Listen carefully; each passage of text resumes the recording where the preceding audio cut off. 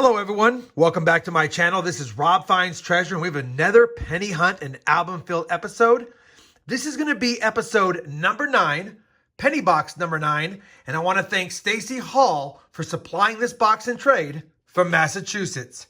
Now I'll have 2 boxes in a row from Stacy from Massachusetts, hoping to add more goodies to my penny hunt and fill album, so stay tuned and let's see what's in this box.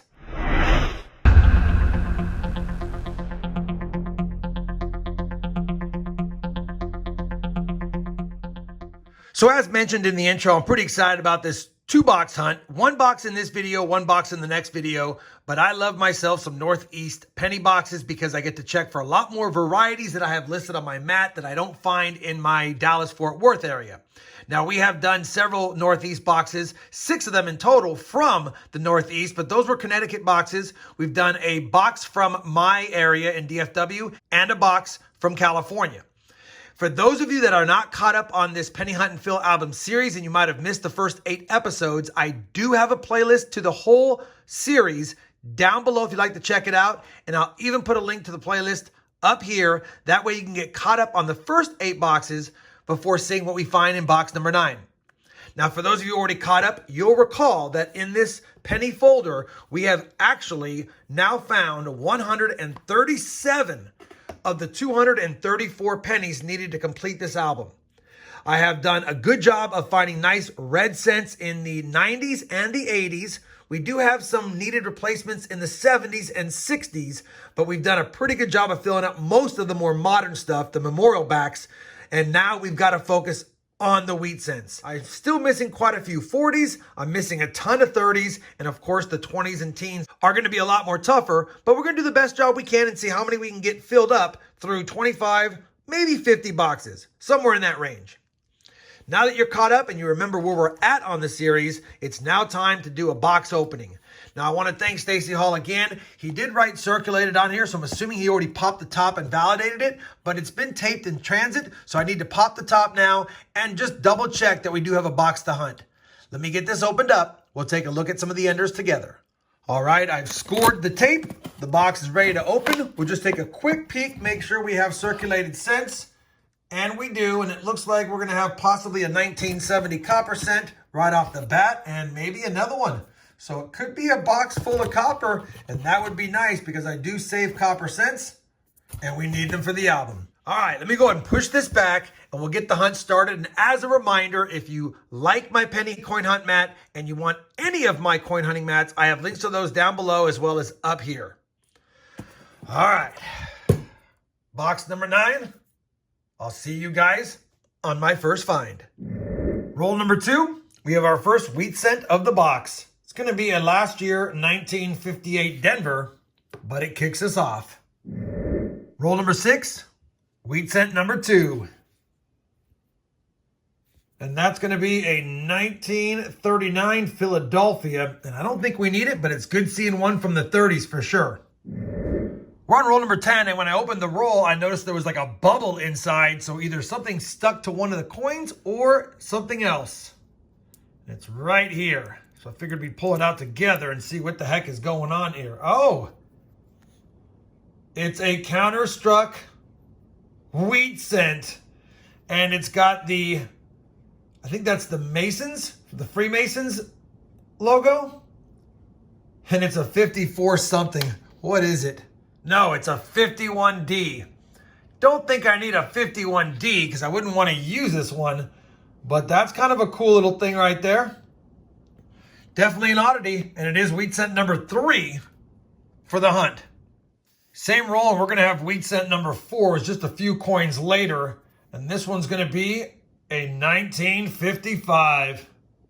Would have been nice if it would have been the DDO, but it's naked eye visible if it is because it's heavily doubled. And it's not.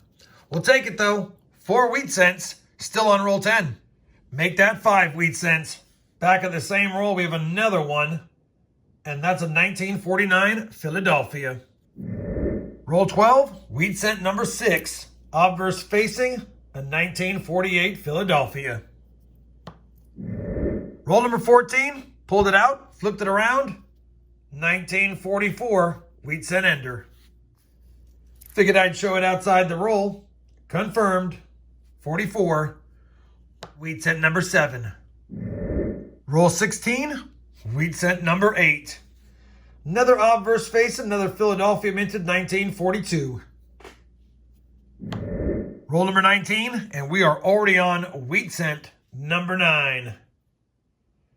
And that's a 1940 Philadelphia. Roll 21.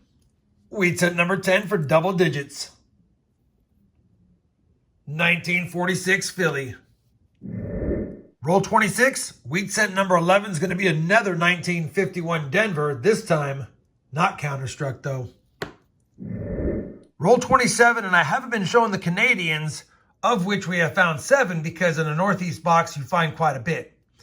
But I always show it when I find an older one, and we've got a KG the 6th right here. The year is 1949, King George the 6th, Canadian cent. Same roll, and we've got a 1945 Denver wheat cent. Wheat cent number 12. Roll number 40, and we've been stuck on 12 wheat cents for quite a while, but we're finally going to get our 13th. And it's another 1955 Philadelphia. Not the DDO, but we'll scope it just for funsies since I've got you here. Yeah, not the DDO, not even the poor man's DDO. Our second 1955 P of the box, wheat cent number 13. Roll 41. Back on the wheats. Number 14 is going to be a 1952 Philadelphia. Well, we finished that Massachusetts State's penny box, and you know what? It really cooled down. I think we had 10 wheat cents after the 22nd roll, which means we only had 4 in the last 28 rolls. Either way, it was still a good box. We did end with 14 wheat cents, one of them being counterstruck with the Freemasons logo, I believe. On top of that, we got 1 from the 30s. It was our oldest of the box, a 1939 Philadelphia. Don't think we need it, but we'll double check it. We almost had just as many Canadians as wheat cents. We had 13 in total, 1 being a King George VI and 1 being a laureate portrait, 1964. We got 5 coins from the 1959 year that I just pull out because I like to.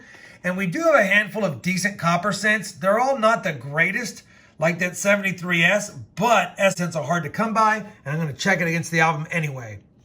On top of that, I did pull aside one 1960D small date. I have seen these in the boxes. I haven't been pulling them out. This one's in pretty nice shape, although it's brown, and I don't want to miss one down the road, so I'm going to grab this one now while I can and probably plug it in and hope for a better upgrade if we find one.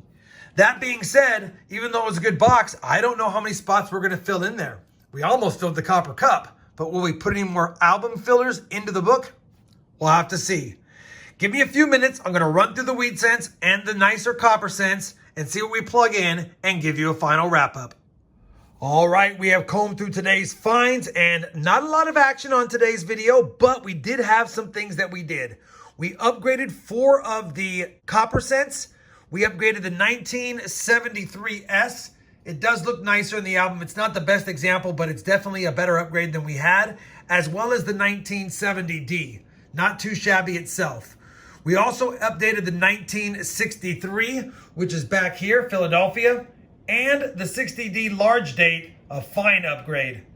Now, as far as additions, we did add 3 more to the album. One is a non-wheat cent. It is that 1960D small date. Wanted to get that in the album before I run out of time to put one in. So that is 1 addition. And then 2 more additions as well. We were able to add the 1949 wheat cent, as well as the 1945 Denver. So 3 more additions makes 140 coins now out of the 234. That leaves 94 more spots. Obviously, we'd like to have a lot more in the 30s and older, but we'll take what we can get.